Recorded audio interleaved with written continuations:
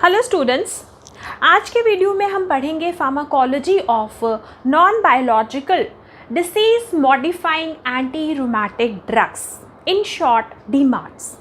ना डीमार्ट्स की सबसे जो बड़ी विशेषता है वो ये है कि ये ड्रग्स जो हैं रेमिशन प्रोड्यूस करते हैं। रेमिशन का अर्थ है कि या तो ये ड्रग्स रूमेटॉइड अर्थराइटिस डिसीज़ को जड़ से ख़त्म कर देंगे या फिर उन्हें कम कर देंगे। डीमार्ट्स रूमेटॉइड अर्थराइटिस का जो प्रोग्रेशन है, डिसीज़ का जो प्रोग्रेशन है, उसे रोक देते हैं, जिससे कार्टिलेज और जो बोन है वो डिस्ट्रॉय होने से बच जाते हैं। ना डीमार्ट्स दो तरह के होते हैं, कन्वेंशनल और non biological DMARDs and biological DMARDs. Now, non-biological DMARDs include immunosuppressants like methotrexate, azathioprine, sulfasalazine, chloroquine and hydroxychloroquine, leflunomide. Now, non-biological DMARDs की फार्माकोलॉजी पढ़ने से पहले एक बार फटाफट रूमेटॉइड अर्थराइटिस डिसीज़ की पैथोजेनेसिस रिवाइज कर लेते हैं और समझने की कोशिश करते हैं कि डीमार्ट्स कैसे जॉइंट्स की सूजन या इन्फ्लामेशन को कम करते हैं और किस तरह ये कार्टिलेज और बोन का जो डिस्ट्रक्शन है उसे रोकते हैं। रूमेटॉइड अर्थराइटिस एक ऑटो इम्यून डिसीज़ है। Look at this figure of joint. ये जो जॉइंट है ये रूमेटॉइड अर्थराइटिस डिसीज़ से अफेक्टेड है। नाउ रूमेटॉइड अर्थराइटिस में एक्टिवेटेड इम्यून सेल्स जैसे कि macrophages, T cells, plasma cells synovial membrane में घुस जाते हैं। नाउ ये जो इम्यून सेल्स हैं, इनका जो एक्चुअल रोल है बॉडी में वो है बॉडी को इन्फेक्शंस, टॉक्सिन्स से प्रोटेक्ट करना। बट रूमेटॉइड अर्थराइटिस में ये जो इम्यून सेल्स हैं ये जॉइंट के हेल्दी सेल्स और टिश्यूज़ को टारगेट बनाते हैं, उनमें सूजन प्रोड्यूस करते हैं और इन टिश्यूज़ को डिस्ट्रॉय कर देते हैं। नाउ एक्टिवेटेड टी सेल्स जो है वो इन्फ्लामेटरी साइटोकाइंस जैसे कि इंटरफेरॉन गामा, इंटरल्यूकिन 17 प्रोड्यूस करते हैं। Now B cells antibodies produce करते हैं जैसे कि rheumatoid factor, then anti citrullinated protein antibodies. Now macrophages भी इन्फ्लेमेटरी साइटोकाइंस प्रोड्यूस करते हैं जैसे कि tumour necrotic factor alpha, interleukin 1, interleukin 6। ये सारे साइटोकाइंस और एंटीबॉडीज़ जॉइंट टिश्यू को टारगेट करते हैं, साइनोवियल मेम्ब्रेन को की थिकनेस बढ़ाते हैं, साइनोवियल मेम्ब्रेन जो है वो सूज जाती है और धीरे धीरे ये आर्टिकुलर कार्टिलेज और बोन को भी डिस्ट्रॉय कर देते हैं। ना इस फिगर में देखो, ये जो पिंक कलर की साइनोवियल मेम्ब्रेन है ये एक नॉर्मल साइनोवियल मेम्ब्रेन है।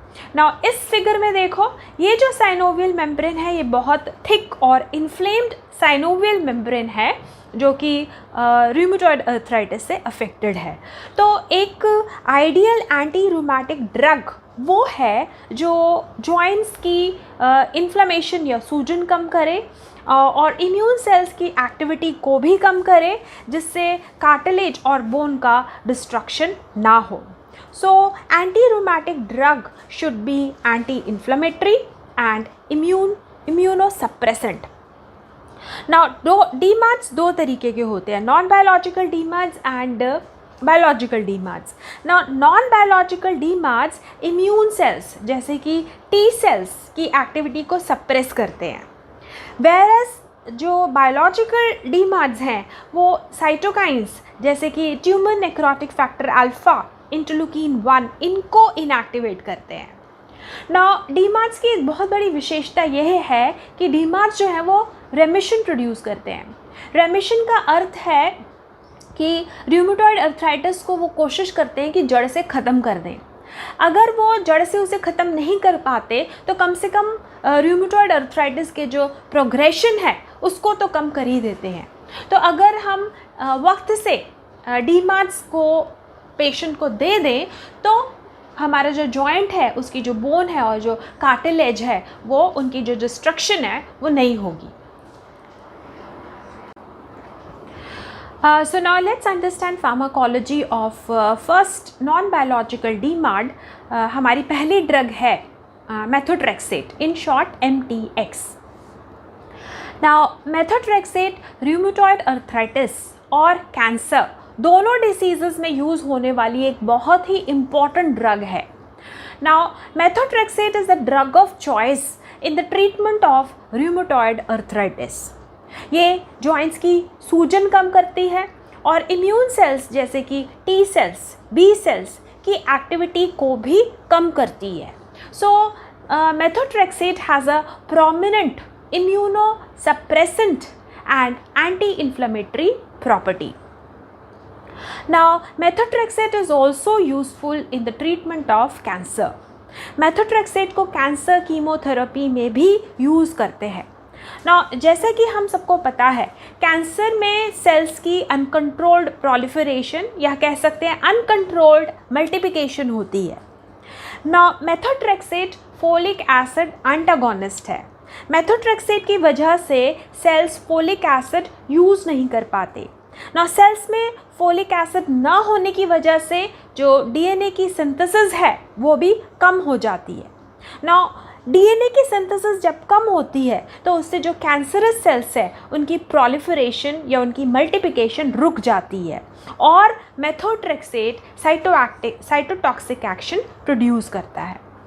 अब समझते हैं कि मेथोट्रेक्सेट का रूमेटॉइड अर्थराइटिस में क्या मैकेनिज्म ऑफ एक्शन है. Now methotrexate inhibits the enzyme aminoimidazole carboxamide ribonucleotide transformylase. Now ये एंजाइम एडेनोसिन को मेटाबोलाइज करता है. जब ये एंजाइम इनहिबिट हो जाता है तो एडेनोसिन का जो मेटाबॉलिज्म है वो भी इनहिबिट हो जाता है. उसकी वजह से एडेनोसिन का जो अमाउंट है वो बढ़ जाता है. So there is increased accumulation of adenosine और एडेनोसिन जो है ये एंटी इन्फ्लेमेटरी और इम्यूनोसप्रेसेंट इफेक्ट प्रोड्यूस करता है. अब ये क्या करता है adenosine? Adenosine inhibits T cell activation. T cell की जो एक्टिवेशन है उसको रोकता है. बी सेल्स को डाउन रेगुलेट करता है. मतलब बी सेल्स का जो एक्सप्रेशन है या बी सेल का जो नंबर है वो कम हो जाता है. और साइटोकाइंस जैसे कि इंटरलुकिन उनकी एक्टिविटी को कम करता है. इंटरलुकिन्स को उनके रिसेप्टार से बाइंड नहीं होने देता.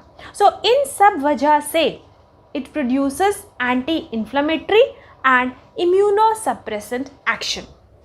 नाउ इन एक्शंस को हम कह सकते हैं कि इन एक्शंस की वजह से ओवरऑल साइटोकाइंस का प्रोडक्शन कम हो गया क्योंकि टी सेल्स जब एक्टिवेट नहीं होंगे या कम होंगे तो इन्फ्लेमेटरी साइटोकाइंस का प्रोडक्शन भी कम होगा. जब इन्फ्लेमेटरी साइटोकाइंस कम बनेंगे, कम रिलीज़ होंगे तो कीमोटेक्सिस का जो प्रोसेस है वो भी कम हो जाएगा. और इसके अलावा क्योंकि मेथोट्रेक्सेट टी सेल्स को इनहिबिट करता है, बी सेल्स को डाउन रेगुलेट करता है, तो overall methotrexate causes inhibition of cell mediated immune response and therefore methotrexate produces anti-inflammatory and immunosuppressant action.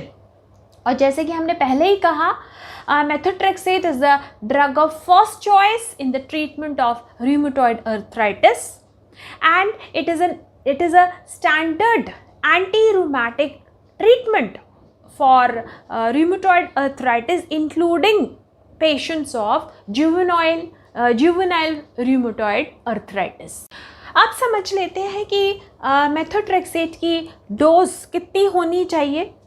Now rheumatoid arthritis में मेथोट्रेक्सेट की डोज हर हफ्ते दी जाती है.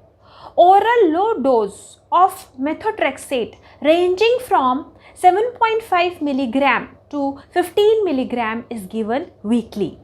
और 4 से 6 हफ्तों में मेथोट्रेक्सेट का फ़ायदा दिखने लगता है. जो रूमेटॉइड अर्थराइटिस के सिम्टम्स हैं उनकी जो इंटेंसिटी है वो धीरे धीरे कम होने लगती है.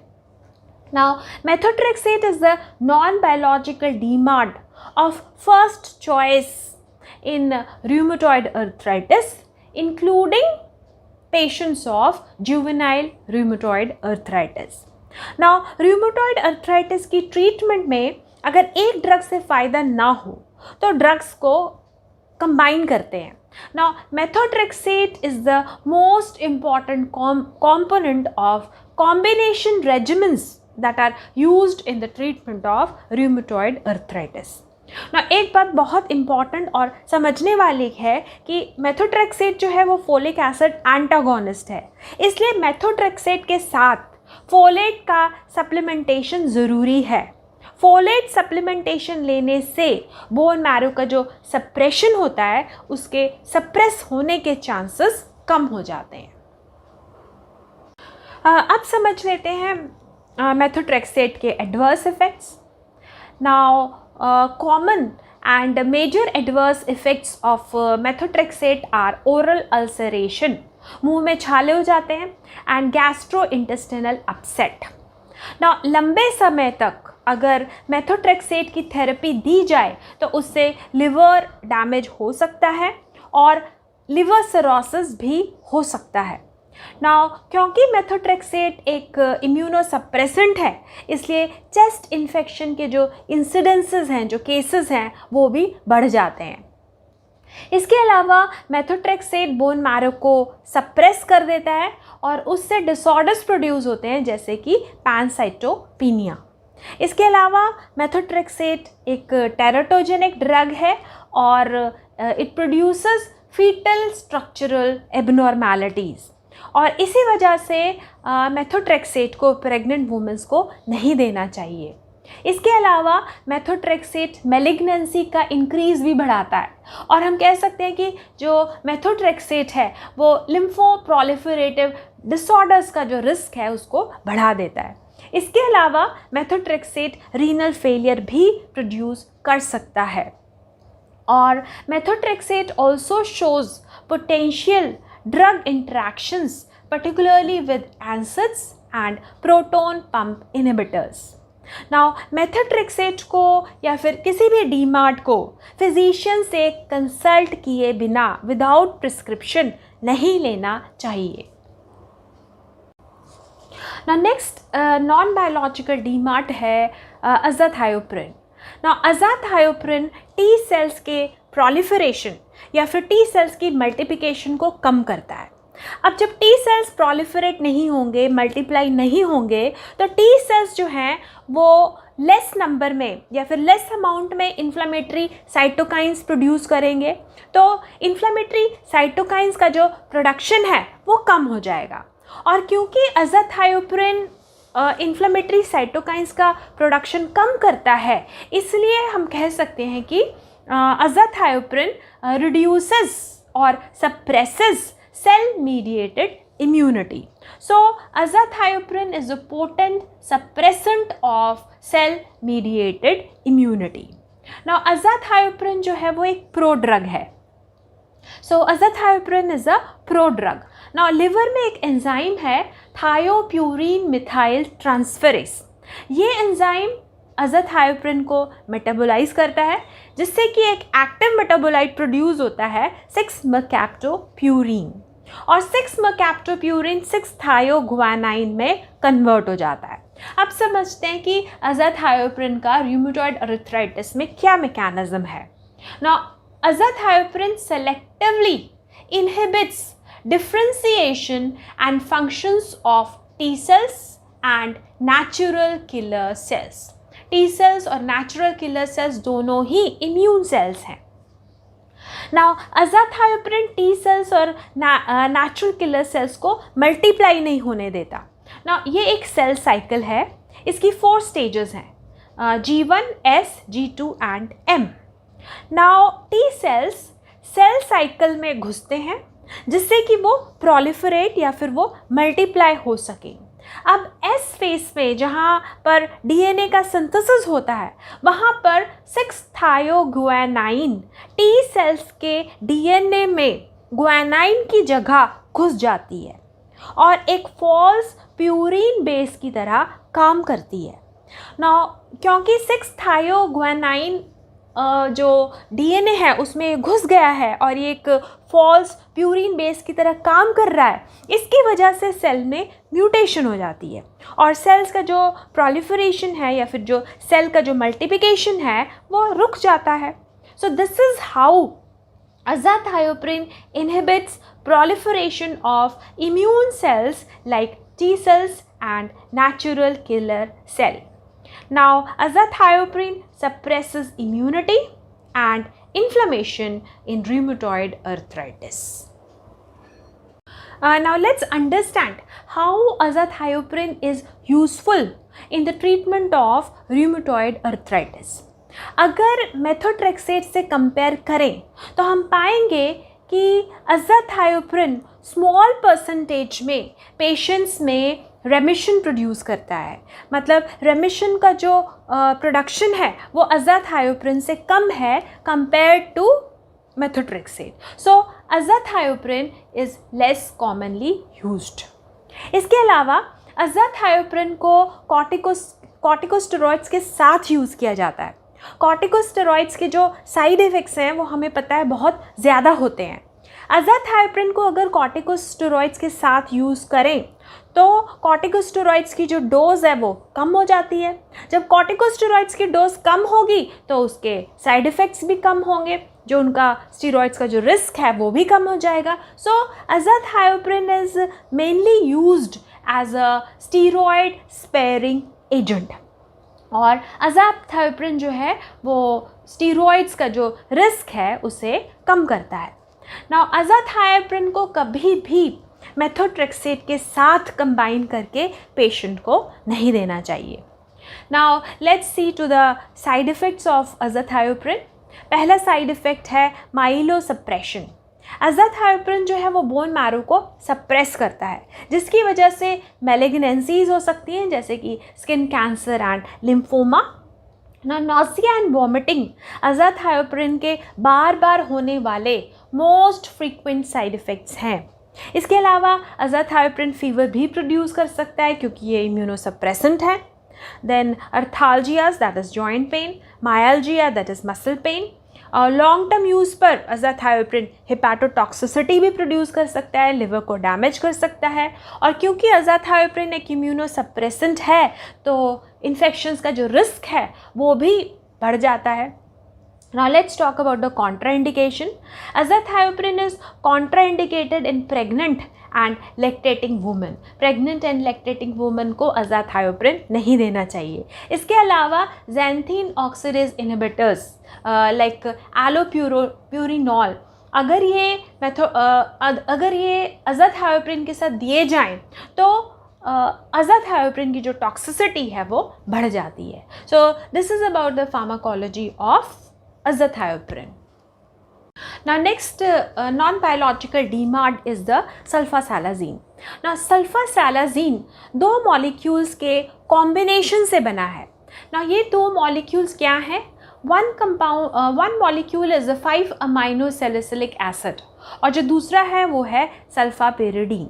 Now 5-amino-salicylic acid कोलोन में लोकल एक्शन प्रोड्यूस करता है. ये local anti inflammatory action produce करता है जिससे कि सूजन कोलोन में कम हो जाती है. तो 5-amino-salicylic acid exerts anti-inflammatory activity in colon and therefore it is useful in ulcerative colitis. Now जो ड्रग है उसकी जो एफिकेसी है वो मॉडेस्ट है, ना तो कम है और ना ही बहुत ज़्यादा है इन अल्सरेटिव कोलाइटिस. सल्फासालाजीन को हम माइल्ड रूमेटॉइड अर्थराइटिस में यूज़ करते हैं as a second line drug या फिर सेकेंड लाइन एजेंट. और मेथोट्रेक्सेट के साथ कॉम्बिनेशन में भी सल्फासालाजीन को यूज़ किया जाता है. अब देखते हैं सल्फासालाजीन का mechanism of action. Now colon एक बैक्टीरिया सल्फासालाजीन को स्प्लिट कर देते हैं. जो 5-amino-salicylic acid है और सल्फापिरिडीन है उसके बीच में जो अज़ो बॉन्ड है, इस बॉन्ड को कोलोनिक बैक्टीरिया ब्रेक कर देते हैं और जिसकी वजह से कोलोन में 5-amino-salicylic acid एंड सल्फापिरिडीन रिलीज़ हो जाता है. नाउ सल्फापिरिडीन जो है इट इज़ एब्जॉर्ब्ड सिस्टमिकली, ये ब्लड में एब्जॉर्ब हो जाता है। और सल्फापिरिडीन जो है वो इन्फ्लेमेटरी सेल्स से सुपर ऑक्साइड रेडिकल्स मतलब फ्री रेडिकल्स और साइटोकाइंस, इन्फ्लेमेटरी साइटोकाइंस का जो प्रोडक्शन है, जो जनरेशन है, वो कम करता है। और क्योंकि ये फ्री रेडिकल्स का प्रोडक्शन कम कर रहा है, क्योंकि ये साइटोकाइंस का प्रोडक्शन कम कर रहा है, इसलिए इसका एंटी इन्फ्लेमेटरी एक्शन है। और इसी वजह से it is found to be useful in the treatment of rheumatoid arthritis.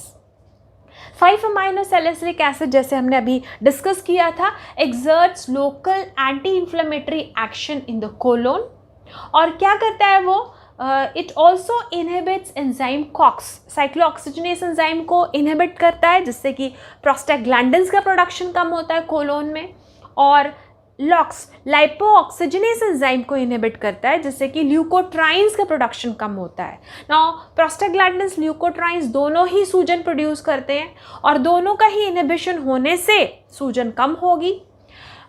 And this 5 amino salicylic acid also inhibits nuclear factor kappa B. So overall 5 amino salicylic acid produce local anti-inflammatory activity in the colon and it is useful in ulcerative colitis. अब सल्फासालाजीन के side effects देख लेते हैं। Side effects हैं nausea, vomiting, neutropenia, thrombocytopenia, hepatitis, hypersensitivity हो सकती है क्योंकि सल्फासालाजीन जो है वो एक सल्फा ड्रग है। And sulfasalazine may also be associated with the risk of low sperm count. So this is about the pharmacology of sulfasalazine. Now next हमारे जो नॉन बायोलॉजिकल डीमार्ट्स हैं वो हैं very old anti malarial drugs, chloroquine and hydroxychloroquine. Now these drugs also show anti rheumatic activity. ना यहाँ पर hydroxychloroquine को prefer किया जाता है क्योंकि उसकी जो एफिकेसी है वो क्लोरोक्वीन से ज़्यादा है, और हाइड्रोक्सीक्लोरोक्वीन जो है उसके जो साइड इफ़ेक्ट्स हैं वो भी कंपैरेटिवली क्लोरोक्वीन के कंपैरिजन में थोड़े कम हैं. नाउ हाइड्रोक्सीक्लोरोक्वीन जो है वो बेसिकली टी सेल्स को एक्टिवेट नहीं होने देता. टी सेल्स एक्टिवेट नहीं होंगे तो सक्सेशन में मैक्रोफेजेस एक्टिवेट नहीं होंगे, बी सेल्स एक्टिवेट नहीं होंगे, और ओवरऑल इम्यून सेल्स का जो एक्टिवेशन है वो सप्रेस हो जाएगा और इम्यूनो सप्रेसेंट एक्शन प्रोड्यूस होगा. नाउ हाइड्रोक्सीक्लोरोक्वीन को माइल्ड नॉन इरोजिव रूमेटॉइड अर्थराइटिस में यूज़ करते हैं जहाँ पर बोन के डिस्ट्रॉय होने की जो संभावना है वो बहुत कम हो. Now it is also useful in juvenile rheumatoid arthritis. Now hydroxychloroquine को मेथोट्रेक्सेट या फिर सल्फासालाजीन के साथ भी कॉम्बिनेशन में यूज़ किया जाता है. 50% केसेस में रेमिशन प्रोड्यूस होता है, मतलब डिसीज़ पूरी तरह से ठीक हो जाती है. और जो हाइड्रोक्सीक्लोरोक्वीन है उसका जो असर है वो 3 से 6 महीने में दिखाई देता है, मतलब विदिन 3 to 6 मंथ्स जो सिम्टम्स हैं उनसे रिलीफ मिलने लगता है और जो सिम्टम्स हैं उनकी जो इंटेंसिटी है वो भी कम होने लगती है. Now let's see to the mechanism of action of hydroxychloroquine. ना रूमेटॉइड अर्थराइटिस में जो बॉडी के इम्यून सेल्स हैं जैसे कि टी सेल्स हैं वो जॉइंट्स के प्रोटीन्स को टारगेट करते हैं और जॉइंट्स के प्रोटीन पर अटैक करते हैं. ना इन जॉइंट्स के प्रोटीन्स को सेल्फ एंटीजेंस भी कहते हैं. Now look at this figure. This is the antigen presenting cell. ना ये एंटीजन प्रेजेंटिंग सेल इन जॉइंट्स के प्रोटीन्स को या फिर इन सेल्फ एंटीजन्स को प्रोसेस करता है और प्रोसेस करने की वजह से आगे टी सेल्स एक्टिवेट होते हैं. Now hydroxychloroquine induces lysosomal stabilization, lysosomes को स्टेबलाइज करता है. Now लाइसोसोम्स जब स्टेबलाइज होते हैं तो ये जो सेल्फ एंटीजेंस हैं ये ना तो प्रोसेस हो पाते हैं और ना ही ये मेजर हिस्टोकम्पैटिबिलिटी कॉम्प्लेक्स पर इकट्ठे होते हैं और इस वजह से आगे टी सेल्स का एक्टिवेशन नहीं होता. टी सेल्स का एक्टिवेशन नहीं होता तो आगे मैक्रोफेजेस का भी एक्टिवेशन नहीं होता और ओवरऑल सिंथेसिस ऑफ साइटोकाइंस जो है वो कम हो जाती है. Cytokines like tumour necrotic factor alpha, interleukin 1, interleukin 17, इन सब का प्रोडक्शन जो है वो कम हो जाता है. इसके अलावा क्योंकि टी सेल्स एक्टिवेट नहीं हुए तो बी सेल्स भी पूरी तरह एक्टिवेट नहीं होते. बी सेल्स का जो एक्टिवेशन है वो भी कम हो जाता है जिसकी वजह से एंटीबॉडीज़ का प्रोडक्शन कम होता है जैसे कि रूमेटॉइड फैक्टर. तो overall this produces anti-inflammatory and immunosuppressant action that is found to be useful in rheumatoid arthritis. अब देखते हैं adverse effects. Now हाइड्रोक्सीक्लोरोक्वीन जो है वो टिश्यूज़ में इकट्ठा हो जाता है and this causes retinal damage and corneal opacity. However ये दोनों ही साइड इफ़ेक्ट्स और एडवर्स इफ़ेक्ट्स जो हैं वो रिवर्सिबल हैं विद हाइड्रोक्सीक्लोरोक्वीन. और अदर एडवर्स इफ़ेक्ट्स हैं जैसे कि maculopapular rashes, greying of hair, irritable bowel syndrome और कुछ पेशेंट्स में मायोपैथी एंड न्यूरोपैथी भी हो सकती है. So this is about the pharmacology of hydroxychloroquine. Now next non-biological DMARD is the leflunomide. Now leflunomide भी T cells का जो proliferation है उसको कम करता है. Now methotrexate की जगह हम leflunomide को यूज़ कर सकते हैं. Leflunomide inhibits proliferation of T lymphocytes. T lymphocytes का जो proliferation है वो ये कम करता है. या फिर T cells. T lymphocytes are also called as the T cells. Now leflunomide is a prodrug. leflunomide liver में मेटाबोलाइज होती है और एक एक्टिव मेटाबोलाइट प्रोड्यूस होता है, दैट इज ट्राइफ्लूनोमाइड.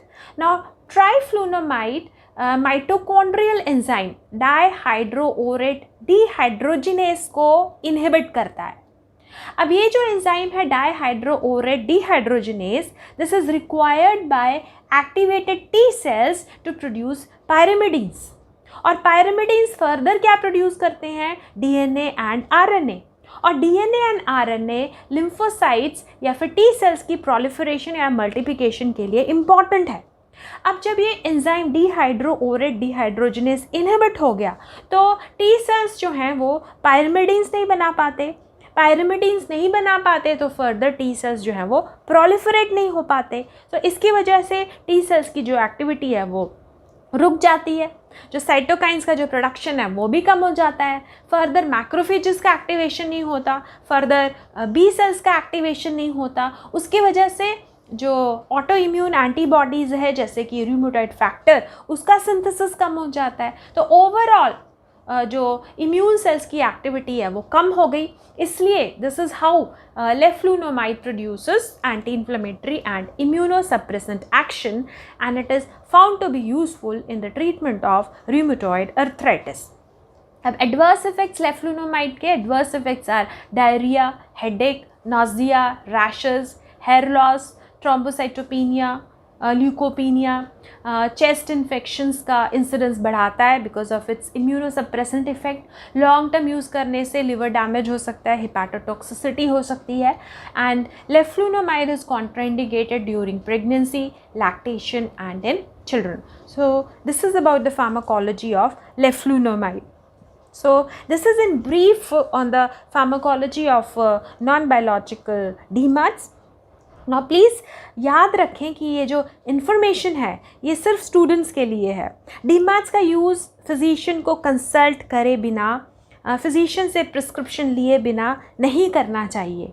अगर आपको वीडियो अच्छा लगे तो इसे लाइक, सब्सक्राइब और शेयर ज़रूर करें. Thanks for watching this video.